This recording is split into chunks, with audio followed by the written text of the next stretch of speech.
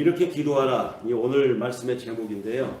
신명기 긴 본문을 함께 읽었고 마태복음 6장에 있는 내용을 함께 읽었습니다. 마태복음 6장에 있는 내용 주기도문의 시작이죠.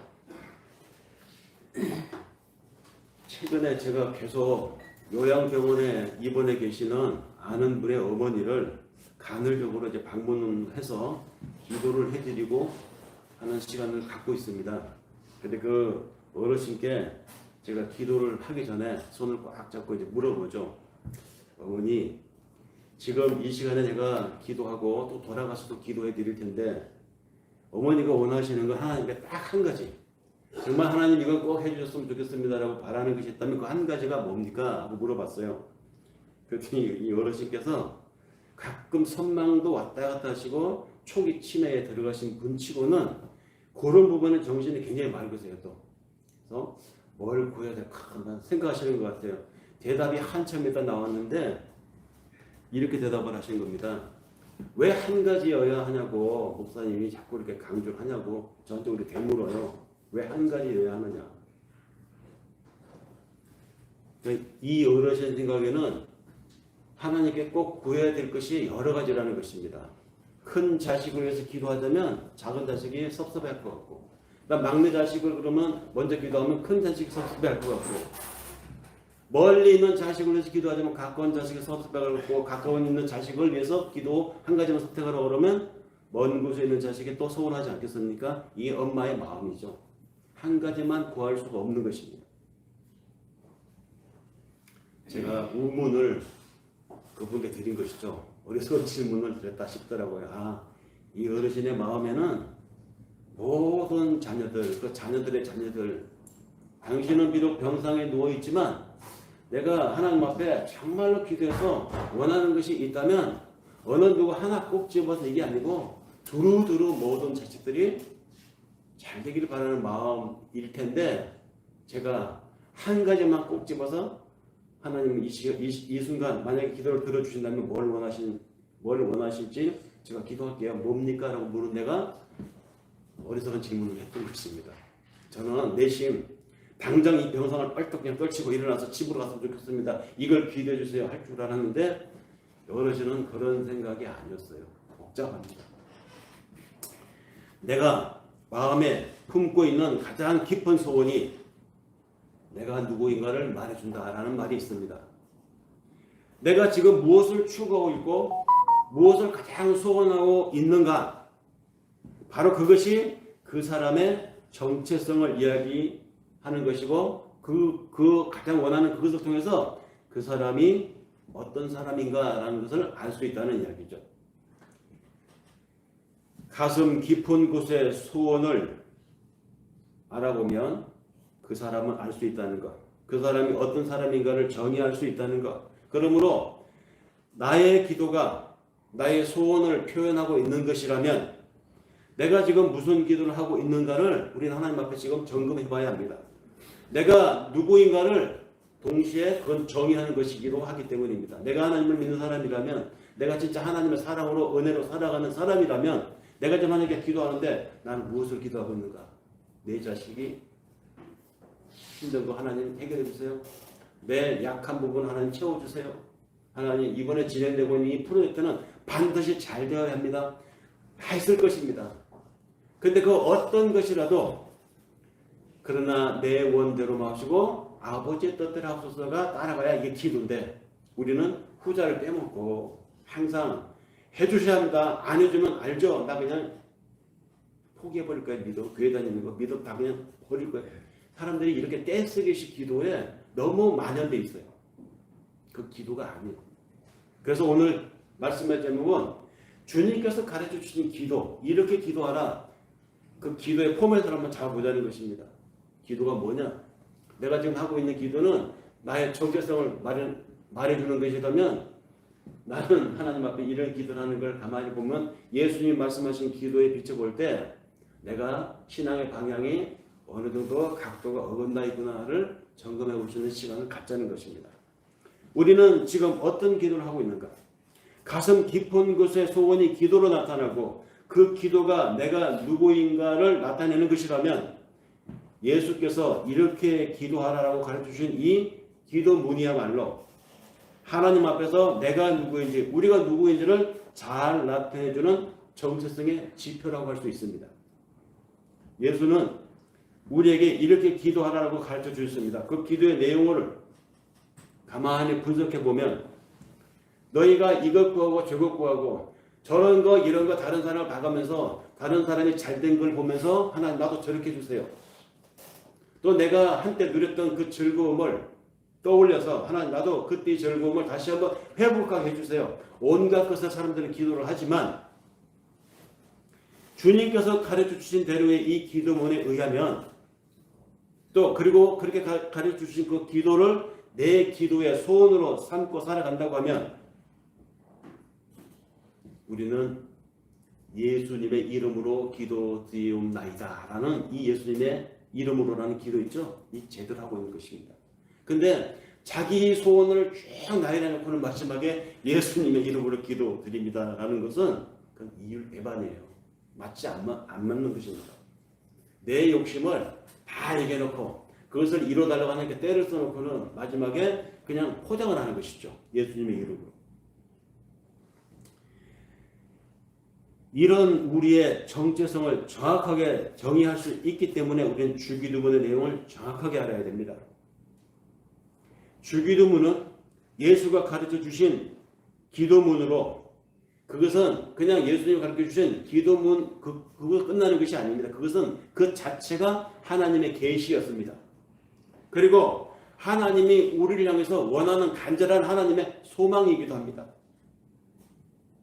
그래서 우리는 이 주기도문을 통해서 하나님의 정말 나를 향해서 원하시는 소망이 무엇인가, 하나님이 나에게 원하시는 소원이 있을 거 아니에요. 그 소원이 무엇인지를 우리가 알 수 있습니다. 동시에 하나님의 그 소원을 이 주기도문을 통해서 우리가 발견하고 또 그 주기도문대로 우리가 살려고 하고 그 주기도문대로 우리의 가치관이 정해진다면 그 기도를 우리의 기도로 만들어서 하나님의 소원과 나의 소원을 일치시킬 수 있는 접점이 바로 주기도문이라는 것이죠.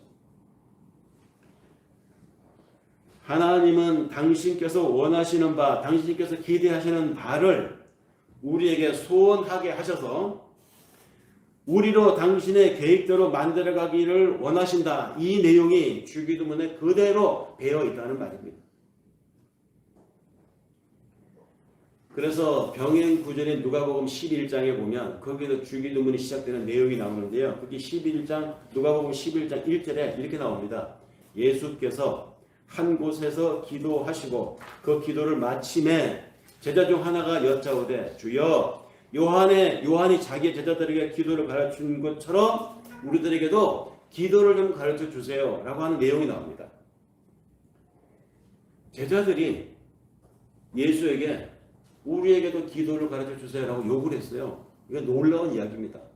우리가 그냥 평면으로 문자로 읽으니까 뭐 그럴 수 있지. 우리도 새로운 신자가 목사님 저도 기도를 하고 싶은데 어떻게 하는지 모르겠어요. 기도 좀 알려주세요. 어떻게 해야 돼요? 하는 것처럼 우리가 받아들일 수 있어요. 근데 이 배경과 문화를 이해하면 놀라운 이야기입니다. 왜냐하면 예수에게 기도하는 법을 알려달라고 말한 제자들이 유대인들이었기 때문이에요. 유대인들. 예수도 유대인이었죠? 제자들도 유대인들이었습니다. 유대인들이 어떻게 기도하는지를 몰랐을까요? 알아요. 유대인들은 기도를 정말로 열심히 하는 민족입니다. 그리고 기도의 사람들이었습니다. 그러니 누구보다도 어느 민족, 어떤 다른 사람보다 그들은 기도가 무엇인지 잘 알고 있었고 또 항상 기도를 생각하면서 살았던 사람들이었습니다. 그런 그들이 기도할 줄 몰라서 예수에게 나와서 기도하는 법을 가르쳐 달라고 했겠습니까? 그런 얘기가 아니었던 것이죠. 유대인들은 기도문을 줄줄이 깨고 있었던 사람들입니다. 왜 신명이 나오죠? 여기에 옷수레 또 여기 이 뭐라고 하나 여기 옷수레 심지어는 띠를 만들어서 이렇게 팔에 감고 있는 모든 곳에 성경 말씀을 이렇게 기록을 해가지고 그 기도문입니다. 외워요.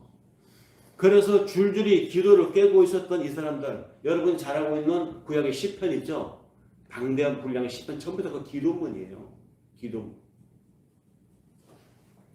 예수님 당시에도 유대인이라면 누구나 다 알 수 있었던 유명한 기도문들이 많았습니다. 자료에 보면 유대인들이 그 기도문들을 수시로 낭송했다고 합니다. 카디시라고 하는 짧은 기도문들부터 시작해서 그들이 18번이라고 하는 축복의 기도문이라고 불리는 세몬의 에스레 등등의 기도문들, 많은 기도문들이 있었다는 것이죠. 카디시 같은 짧은 기도문들은 유대인들이 하루에도 2번, 3번씩 암송하고 낭송했던 기도문이었습니다. 그렇게 기도를 많이 알고 있었고 또 기도를 많이 하고 있었으며 시편 같은 기도문을 줄줄이 외우고 있었던 그들이 어떻게 예수에게 나와서 그런 유대인들 중에 한 무리인 제자들이 예수께 기도를 가르쳐달라. 그러니 놀라운 일입니다. 이건 놀랍다 뭐 황당한 일입니다. 기도할 줄은 몰라? 안 몰라. 그만큼 기도에 대해서 밀집하고 기도의 생활화가 되어 있었던 그들. 그러니 그런 제자들이 예수께 나와서 우리에게도 저 요한의 제자들처럼 우리에게도 기도문을 알려주세요. 여기에는 배경이 있다는 것입니다. 왜 기도를 알려달라고 했을까요? 그 요청에는 이런 배경이 있었습니다. 예수님 당시에 많은 이스라엘 사람들, 유대인들은 메시아 사상에 젖어 있었어요. 이제 곧 오실 것이다. 그분이 오시면 이 유대인 우리 이 나라는 다시 전성기를 찾게 될 것이다. 다시 하나님의 나라가 우리 민족들에게 이 땅에 실현될 것이다 라고 하는 대망사상이 있었다는 것이죠. 그 대망사상이 유대인들 사이에 팽배해 있었습니다. 그 메시아가 이제 곧 오리라고 하는 대망사상, 그 메시아가 다시 오면 하나님의 나라를 이룰 것인데, 그런데 예언자들의 말에 의하면 그 메시아가 오기 전에 먼저 그분이 일하기에 수월하도록 그 땅을 평탄케 하는 예언자들이 나타날 것이다. 이 얘기가 있었어요. 그 얘기를, 그의 첩경을 평탄케 하라. 그 얘기를 예비하라.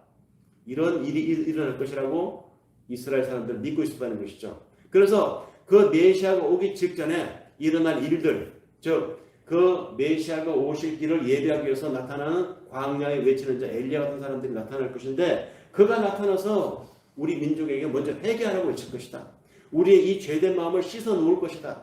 그래야 메시아가 와서 일을 순탄하게 할 수 있으니까. 그래서 이스라엘 사람들은 저마다 의식이 있고 깨어있다고 하는 선각자들은, 소위 스스로 자기 선지자의 의식을 가지고 있는 깨어난 사람들은 사명감을 가지고 그런 메시아 역할을 했어요. 메시아의 길을 닦는 예언자 역할을 했던 사람들이 예수님 당시에도 많았습니다.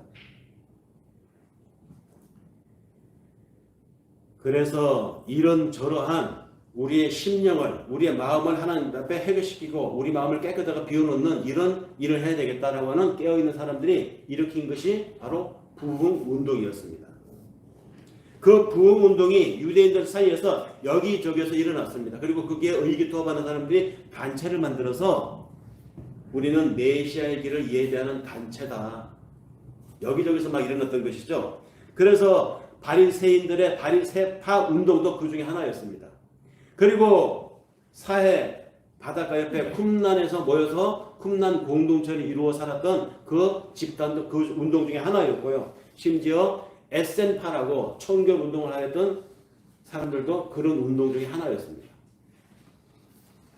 어쩌면 세례 요한을 따르고 한 집단을 이뤘던 그 부흥 운동을 했던 그 집단도 그런 부흥 운동 중에 하나였어요. 우리는 오실 메시아의 길을 예배하는 집단들이다.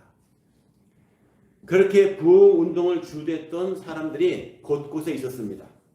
그들은 모두 자신들의 슬로건을 내세우고 자신들만의 독창적인 기도문들을 가지고 있었습니다. 그 기도문은 각자 자신들의 신학적인 이해와 또는 신학적인 이상을 담아서 나름대로 특별한 자기들만의 기도문을 가지고 있었습니다. 요한도 자신의 신학적인 견해를 담아서 또는 자신의 종말적 신학관을 담아서 기도문을 만들어서 제자들에게 가르쳐 주었어요. 이렇게 기도해라고. 그리고 그 기도문을 요한의 제자들은 외우고 암송했습니다. 그리고 그렇게 외우고 암송한 자기 집단의 기도문을 통해서 우리는 요한을 따르는 사람들의 집단임을 다른 사람들에게 차별화시켰던 것이죠. 에세파도 마찬가지고 쿰란 공동체도 마찬가지고 바리새파도 마찬가지였습니다. 그 당시에 이런 운동을 하는 부흥 운동을 하는 집단들이 많았다는 것이죠. 따라서 예수를 따르는 예수의 제자들이 예수께 와서 우리도 기도문을 알려달라 이 말은 그런 배경에서 이해를 해야 됩니다. 기도 방법을 몰라서 알려달라는 것도 아니었고 기도가 무엇인지 기도에 대해서 정의해달라고 알려달라고 한 것도 아니었습니다. 이제 우리도 하나의 부흥 운동을 이끌어갈 만한 영향력 있는 집단이 그리고 우리가 되었으니 선생님 당신께서 우리의 슬로건으로 내세워야 할 것이 무엇인지 알려달라는 것이었습니다. 다시 말해서 선생님, 예수 선생님, 당신께서 추구하는 바는 무엇입니까? 당신께서 내거는 슬로건은 무엇입니까? 이것을 알려달라는 것입니다. 그것이 그들 집단의 기도문의 특징이었기 때문에 그런 것도 우리에게도 이제 필요하지 않겠습니까? 이걸 요청한 것이었습니다. 그래서 예수님이 말씀하신 내용이 너희는 이렇게 기도해라고 알려주신 것이 주 기도문입니다. 그런데 우리가 유의해서 봐야 할 것은 이 마태복음 6장에 이렇게 시작되는 주 기도문이 어떤 배경에서 어떤 이야기 흐름에서 이것이 언급되고 있는가를 놓쳐서는 안 돼요. 왜냐하면 그것이 주 기도문보다 더 중요하기 때문입니다. 마태복음서는 요한복음서나 마가복음서나 누가복음서와 달리 특징이 있다고 제가 전에 한번 말씀을 드린 바가 있습니다. 마태복음은 유대인들을 향한 복음서였습니다. 자기 동족 유대인들의 특성을 잘 아는 마태였습니다. 그리고 그들의 문화를 잘 아는 마태였습니다. 유대인들은 특징이 무엇이고 무엇을 중요하게 여기고 어떤 것을 가지고 가장 핵심을 두고 받아들이고 또는 거부하는지를 마태는 잘 알았습니다. 그렇기 때문에 마태는 자신의 복음서를 전개해 나갈 때 철저하게 유대인들이 알고 있는 율법, 유대인들의 역사, 유대인들의 문화를 바탕으로 해서 그의 복음서를 기록했다는 것이죠. 그래서 마태복음을 읽어보면 마태복음 1장에 뭐라고 나오냐면 예수의 족보가 먼저 나와요. 족보를 중요하게 생각했다는 것이죠. 유대인들이 1장에서 예수의 족보부터 시작해서 그의 생애가 쭉 나옵니다. 그러면서 마태복음 2장에 가면 또 뭐가 나오느냐? 예수가 애굽으로 피신한 내용이 나옵니다. 애굽으로 피신했다가 나중에 애굽에서 돌아온 내용이 나오고요. 그 다음에 3장에 가면 그 예수가 세례 요한에게 세례받는 내용이 나오고 세례받고 그때부터 이제 사역을 시작하는데 4장으로 이어집니다. 4장에 뭐가 나오냐? 광야에 나와서 시험받는 이야기가 나옵니다. 광야에 나와서 시험받고 돌아온 예수가 그때부터 이제 사람들에게 하늘의 메시지를 전파하기 시작하는데 하늘의 메시지를 전파하는 장소가 어디냐? 산에 올라서 사람들을 모아놓고 선포했다는 것이죠. 바로 뭐냐? 이 얘기가 산상수훈의 이야기입니다. 산상수훈 중에 주기도문이 있는 거예요. 주기도문만 딱 띄어서 하나님이 골방에서 야 내가 너희들에게 알려주는 이 기도문은 중요한 거니까 너희만 알아 이 얘기가 아니에요. 산상수훈 중에 전해진 예수님의 기도문 내용이라는 것을 우리가 배경을 깔고 이해해야 합니다. 마태가 얼마나 치밀하게 유대인들을 상대로 자신의 복음서를 전개했는지를 여기서 알 수가 있습니다. 자 보세요. 족보가 1장에 나오죠. 2장에 예수가 애굽으로 아기 예수가 애굽으로 도망간 이야기가 나옵니다. 애굽에 들어간 얘기죠. 그러다 다시 애굽에 나온 이야기. 3장에 예수가 세례를 받고 4장에 산으로 올라갑니다. 그리고 그 4장에 산으로 올라가서 말씀을 전하죠. 이거 뭐가 생각이 납니까? 이스라엘이 애굽으로 들어간 이야기. 그리고 그 이스라엘이 애굽에서 나온 이야기. 그리고 그 이스라엘이 홍해 물 가운데를 가르고 들어온 이야기. 가나안 땅 가는 과정에서 연결되지 않습니까? 그리고 세례를 받는 이야기가 홍해를 가는 이야기와 연상이 된다면 그럼 이스라엘이 광야 40년 동안 또 시험받죠. 거기서 다 죽지 않습니까? 거기서 태어난 2세대가 나중에 가나안 땅에 들어가잖아요. 그 광야 40년을 예수님의 광야 40일 마귀에게 시험받는 것과 딱 대비시켜서 이야기하고 있습니다. 그 일이 있고 난 뒤에 예수가 어디로 갑니까? 산으로 올라가죠. 산으로 올라가서 하나님 말씀을 선포하는데 이 이야기는 바로 이스라엘의 역사에, 이스라엘 문화에, 이스라엘의 흐름에 어디에 해당되는가? 모세가 시내산에 올라가서 하나님 말씀을 받는, 십계명을 받는 이야기가 똑같이 일치하고 있습니다. 마태가 그걸 염두에 두고 썼어요. 유대인들에게 너희가 잘 아는 역사의 흐름에, 너희가 잘 알고 있는 우리 민족의 흐름에 따르면 예수의 출현은 바로 너희가 살아온 그 우리 조상들의 이 흐름과 똑같다. 예수가 태어나서, 유대인으로 태어나서 그 예수가 애굽에 들어갔었단다. 그리고 그 예수가 세례를 받았다. 그 예수가 광야로 나갔다. 4일도 아니고 일주일도 아니고 40일을 금식기도 중에 시험을 받았다. 그리고 그가 산에 올라갔다. 여기서 이제 쏟아지는 말씀에 주목하라 이 얘기입니다. 보세요. 예수가 애굽으로 간 때가 언제입니까? 아기 때잖아요. 아기 때. 그런데 그 아기 때 애굽을 갔던 이야기를 마태가 어떻게 배치시키고 있습니까? 돌아와서 세례받는 장면이 어디에 나옵니까? 마태복음 2장에 애굽을 간 얘기가 나오는데 마태복음 3장에서 예수가 세례받는 얘기를 딱 배치시키죠. 30년의 세월이 있어요. 30년. 이 갭이 어마어마한 갭이 있는데 마치 엊그제 일어난 일, 애굽에 간 그 다음 일은 당연히 광야로 나가고 그 전에 세례받고 광야로 나가고 이 얘기가 바로 이어진 이야기인 것처럼 딱 배치를 시켰습니다. 30년의 갭이 있는데 이거는 다분히 의도적으로 일부러 마태가 그렇게 배치시킨 것입니다. 유대인들에게 너희 이스라엘의 역사가 이와 같을진데 하나님이 우리를 애굽에서 끌어내서 신민, 하나님의 백성을 만드는 과정에서 있었던 그 과정을 지금 이 예수 통해서 하나님이 새로운 신민, 새로운 이스라엘, 영적인 이스라엘을 지금 이렇게 지금 만들어가고 계시다. 이 얘기를 마태가 하고 싶었던 것이죠. 그 얘기 중에 주기도문이 나온 것입니다. 이렇게 이스라엘 역사 중에서 산상수훈은 어느 정도의 지점에 있는가? 이스라엘이 애굽에서 나와서 광야 시내산에서 가나안에 들어가 살 때에 그들이 지켜야 할 규범들을 하나님의 시내산에서 모세를 통해서 율법으로 주었다는 것이죠. 그런데 이 율법을 준 그 장면처럼 지금 예수가 산에 올라가서 사람들에게 주시는 이 하늘의 말씀은 바로 너희가 새로운 이스라엘을 지금 이제 거듭나고 있는데 지금 너희 새로운 이스라엘이 탄생하고 있다. 이 순간 그 새로운 이스라엘 하나님 다시 여기서부터 출발하는 이 새로운 이스라엘을 살 너희들은 이렇게 살아야 한다라고 예수님의 말씀을 통해서 지금 산상수훈으로 선포되고 있는 거예요. 그 중에 기도는 이렇게 하라고 얘기하고 있는 것입니다. 예수는 새 이스라엘을 상징하는 12제자를 데리고 산에 올라서 그들에게 천국 백성이 지켜야 할 규범을 산상수훈을 통해서 들려주었습니다. 그러니까 신약의 산상수훈은 구약의 시내산이다. 이렇게 대조시켜서 마태가 지금 전하고 있습니다. 그 구약의 출애굽이 어떻게 끝이 납니까? 출애굽을 했습니다. 광야를 거쳤습니다. 그런데 가나안 땅에 들어가기 전에 모세가 죽었죠. 모세가 죽기 직전에 가나안 땅에 들어가지 못했지만 그 광야에서 마지막으로 이스라엘 사람들에게 정신 차려 이놈들아 너희가 신민으로 이제 들어가 살 그 땅에서는 이렇게 살면 안 돼 라고 마지막으로 강조하고 또 강조해서 선포한 말씀이 우리가 함께 읽은 신명기 27장이에요. 그것이 바로 출애굽의 끝이었습니다.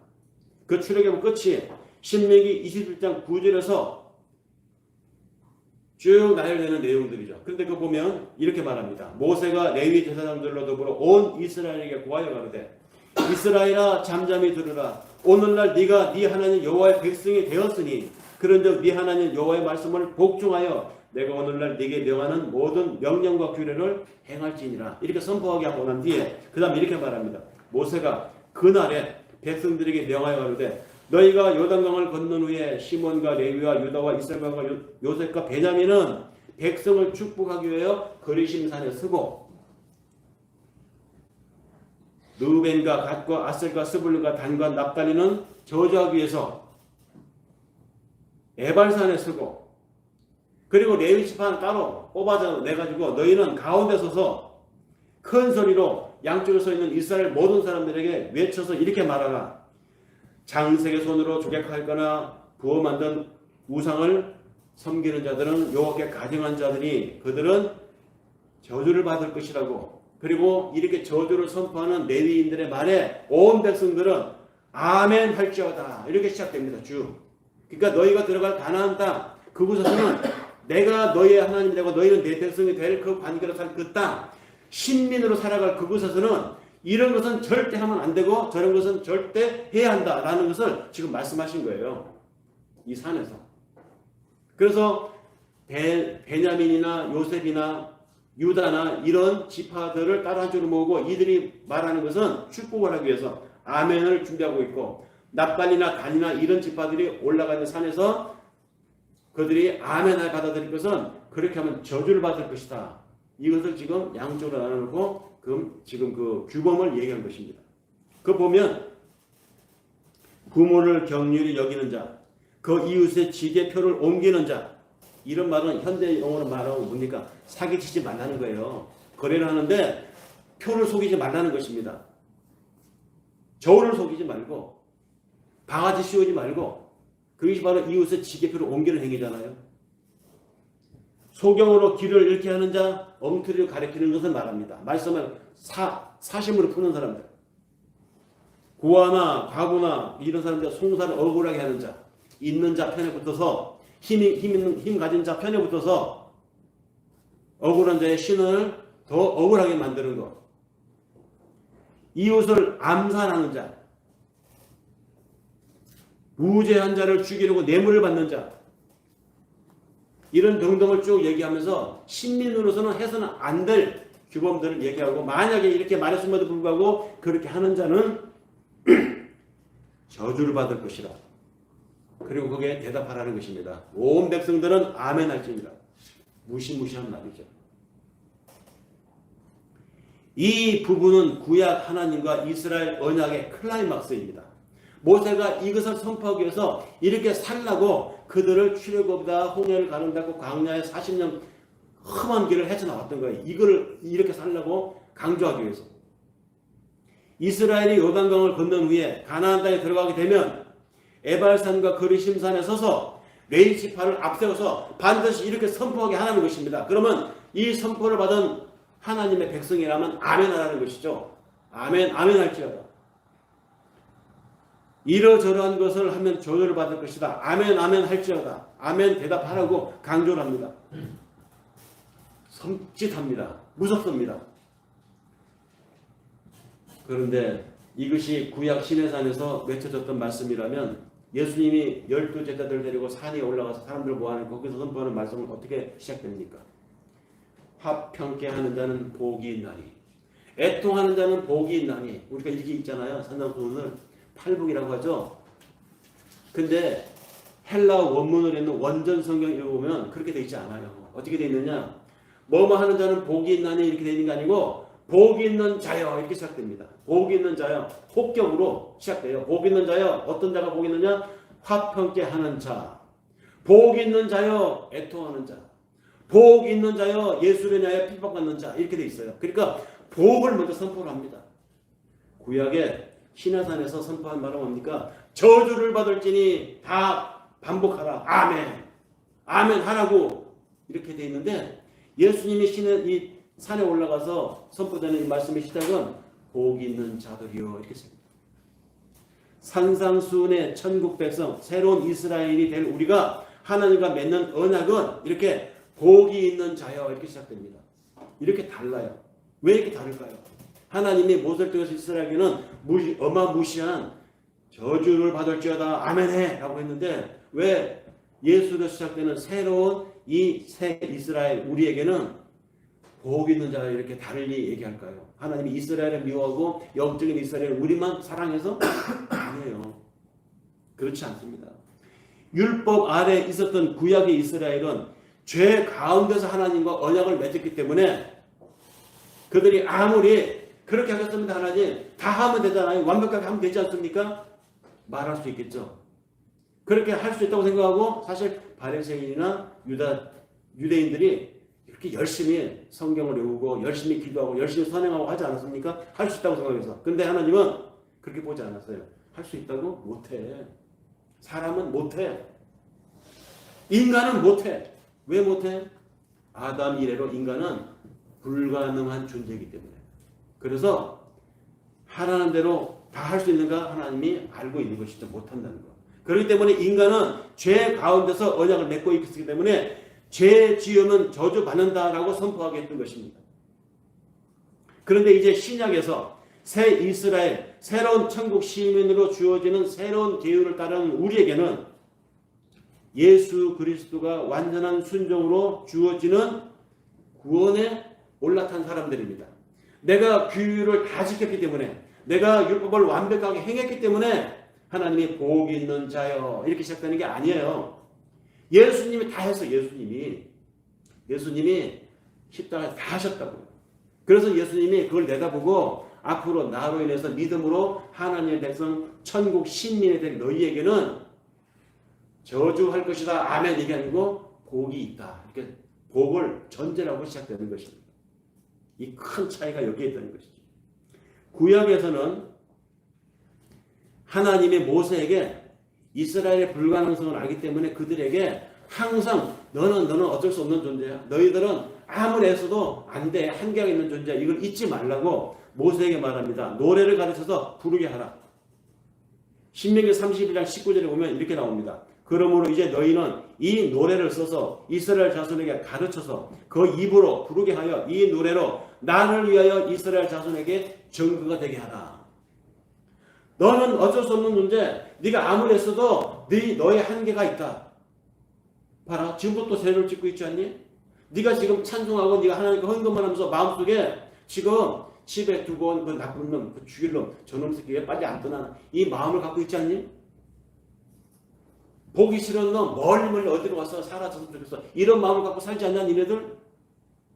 그러니까 죄를 안고 살아가는 존재라는 것이죠. 그걸 잊지 말라고. 나는 어쩔 수 없는 존재야. 내가 또 죄를 짓고 말았네요. 이 순간도 내가 지금 죄를 짓고 있네요. 하나님. 이걸 잊지 말라고 노래를 만들어서 모세에게 시켰어요. 그리고 그 노래를 이스라엘 사람들은 매일매일 부르면서 나는 죄인입니다. 나는 죄인입니다. 나는 율법을 다 이루지 못할 불가항력적인 존재입니다를 노래를 하게 했다는 것이죠.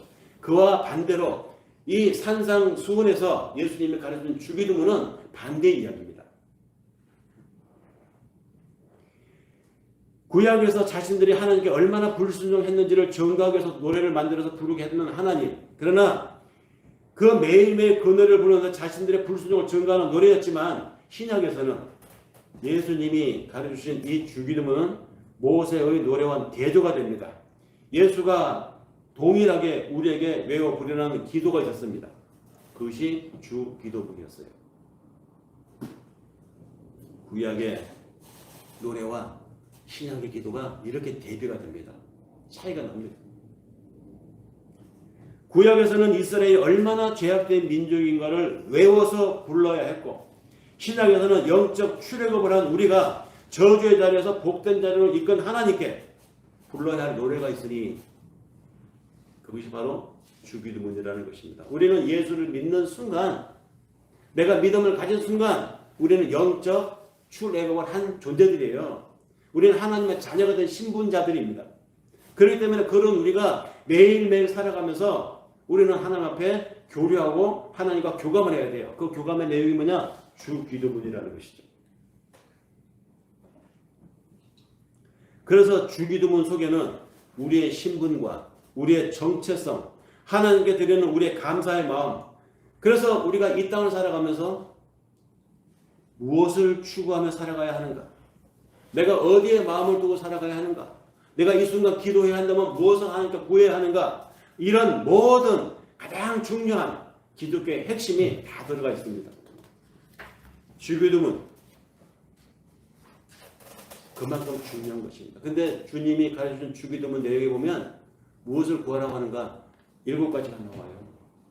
주기도문 서문에 하늘에 계신 우리 아버지라고 아버지를 하나님은 아버지라고 호칭을 하게 해서 부르면서 그 다음부터는 이제 하나님 앞에 우리가 기도할 때 무엇을 기도해야 되는가 7가지가 나옵니다. 이름이 거룩히 여김을 받으시며 하나님의 이름 앞에 살아가야 될 우리가 어떤 기도를 해야 할까? 이것이 나오죠. 나라의 임하옵시며 그 하나님의 나라가 지금 이 땅에 내가 이루어가고 있다는 것이죠. 하나님이 나를 통해서 당신의 나라를 만들어가고 계세요. 이것을 항상 잊지 말라는 기도를 하는 것입니다. 뜻이 하늘에서 이룬 것이 땅에서도 이루어진다. 하나님 아까 말씀드렸죠. 나로 하여금 하나님 당신의 소원을 나의 소원이 되게 해서 하나님이 이루어 가신다. 그것이 하늘의 뜻. 그 뜻이 이 땅에 나를 통해서 이루어가는 것. 그리고 오늘날 우리에게 일용할 양식을 주옵시고 현실의 문제인 것 같죠? 아니에요. 이것도 또한 영적인 양식, 말씀을 얘기하는 것입니다. 그 말씀으로 지금 나에게 급박하고 나에게 지금 힘들고 나에게 이 고난으로 닥쳐온 상황을 이겨낼 수 있는 힘을 달라는 것. 그 힘이 양식이에요. 오늘날 우리에게 일용할 양식을 주시고 사람들은 이것을 빵과 떡으로 해석을 많이 하더라고요. 그거 봐라 주님 가르쳐주지 않았느냐. 먹고 사는 문제 중요하다. 먹고 사는 얘기가 아니라니까요. 우리에게 죄 지은 죄를 사하여 준 것처럼 우리 죄를 사하여 주옵시고 하나님의 용서를 받은 우리가 같은 공동체 안에 우리 동료들에 대한 용서의 자세를 이야기하고 있습니다. 그리고 우리를 시험에 들게 하지 마옵시고를 기도하랍니다. 살면서 어려움에 닥치지 않는 사람 없어요. 다 닥칩니다. 그 닥치는 어려움을 나만 겪는 어려움이라고 생각하니까 원망스럽고 하나님 앞에 미움이 가는 거예요. 근데 내가 겪는 어려움 다른 거 다 겪어요. 그 어려움 때문에 내가 시험에 들 수 있어요. 하나님이 어려움을 통해서 이 시험을 통해서 나를 더 연단같이 만들고 계시거나 이거를 놓치지 말라고 기도하라는 것입니다. 그리고 마지막으로 악에서 구하옵소서. 우리가 사는 이 세상은 결코 선한 세상이 아니에요. 하나님의 계획 안에 그렇게 되어 있습니다. 그럼에도 사람들은 이 땅에서 이 세상에서 과학이 진전하고 여러 발달이 앞서면 사람도 선하게 되고 그 멋있는 유튜브의 공동체가 될 것이라고 사람들은 생각하고 그렇게 가르치고 선포합니다. 그리고 그렇게 생각하는 것이 도덕적인 윤리적인 이상사회라고 생각을 합니다. 그런데 하나님의 말씀에 의하면 그렇지 않다는 것이죠. 더 선해지고 더 멋있는 유튜브로 가는 것이 아니라 더 극악해지고 더 편해질지 모르지만 사람들의 사고와 심정은 더 악해진다. 이 악에 살고 있기 때문에 이 악으로부터 구해달라. 뭡니까? 결국 내가 세상화 되지 않게 해달라는 것입니다. 세상이 하나님의 자녀로 만들어가는데 나를 써주실 나름이지 내가 그것을 탐하고 그것과 함께 살다가 내가 그 악 자체가 되지 않도록 해주십시오. 사실 이게 제일 문제잖아요.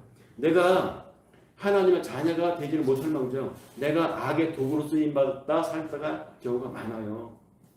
악의 도구로 쓰임받다가. 근데 자신은 내가 악의 도구로 쓰임받고 있는지를 모른다는 것이죠. 그것을 느끼지 못할 만큼 이미 악의 한 부분이 되어 있다면 이게 얼마나 심각한 문제입니까? 이렇게 7가지를 기도하라고 했습니다. 7가지. 이왕 가르쳐 주시는 거 10가지 해주시지 막 채워서 이게 하나 더 매서 그냥 11가지 해도 더 좋지 않을까? 또 어떤 사람은 너무 많아요. 딱 3가지 찍어서 1, 2, 3 해주면 더 좋지 않아요? 왜 이렇게 복잡하게 7가지입니까? 왜 7가지겠어요? 주님이 가르쳐 주신 기도 7가지. 예수님은 유대인입니다. 그리고 이 내용을 전해 듣는 사람들도 유대인들입니다. 유대인들에게 7, 7이라고 하는 숫자는 완전수예요. 안식의 수입니다. 하나님께서 창조를 6세 동안 하시고 7째 날에 쉬셨습니다. 그래서 안식의 수입니다. 하나님의 완성한 수가 7입니다. 그래서 예수도 이스라엘 사람들에게 이스라엘인 당신이 7가지 기도를 주기도문으로 딱 정리한 것입니다. 그러므로 우리는 예수님이 가르쳐준 주기도문, 이 주기도문은 어떻게 보아야 하는가? 완전한 기도라는 것이죠. 여기에서 더하거나 여기서 미치지 못하는 것도 없습니다. 이 자체로 완벽한 기도라는 것입니다. 이 주기도문만 정확하게 공부하면 우리가 무엇을 해야 할지, 하나님 앞에 기도할 때 어떤 것을 추구해야 될지 정확하게 알 수 있다는 것이죠. 7개의 기도문. 가만히 보면 3가지는 하나님에 대한 기도문이고요. 나머지 4가지는 우리 살아가는 현실 공동체에 대한 기도문입니다. 현실 공동체에 하나님의 영광을 구하는 기도문입니다. 우리가 해야 해요. 이제 이렇게 시작된 이 주기도문, 이제 요 7가지 테마를 가지고 이제 매주 깊숙이 들어가서 주기도문에 대한 설교를 이제 7편을 준비를 하려고 합니다. 그래서 주기도문만 정확하게 우리가 성경적으로 신학적으로 정리가 돼 있어도 이상한 사람들이 와서 이상하게 말하는 것을 흙이 들리지 않을 수 있어요. 그들에게 바른 말을 해줄 수가 있습니다.